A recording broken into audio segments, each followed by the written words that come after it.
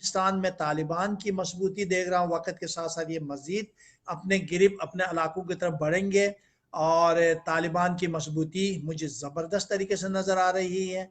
अलबत्ता सऊदी अरब तो फ़िलहाल जो है वो इसराइल के साथ ताल्लुकात ज़ाहिरन कायम नहीं करेगा। अलबत्ता 2021-22 के बाद फिर इनकी जो ताल्लुकात जो है वो ओपन हो जाएंगे और बेज़ाहिर तो सऊदी अरब और इसराइल के ताल्लुकात की निशानदही हो रही है और इस वक्त भी हो रही है।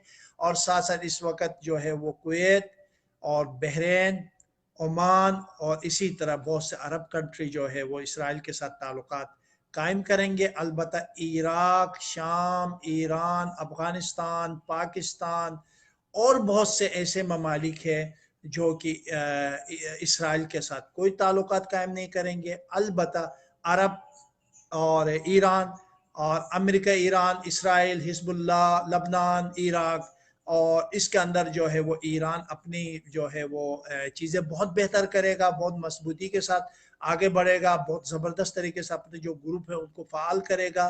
और अलबत्ता मैं देख रहा हूँ अगले आने वाले 3-4 महीने के अंदर अंदर इसराइल और लबनान के दरमियान या हिजबुल्लाह के दरमियान या शाम के दरमियान कोई तसादुम की निशानदही भी हो रही है और साथ साथ जो है गजा के पट्टी के ऊपर जुल्म एक नया सिलसिला शुरू होता हुआ नजर आ रहा है। और ये मेरी एक इल्मी राय है, जैसे महकमे मौसमियात वालों ने पेशन गोई करते हैं इसी तरह ये भी एक इल्मी जो है वो आप लोगों के लिए राय है।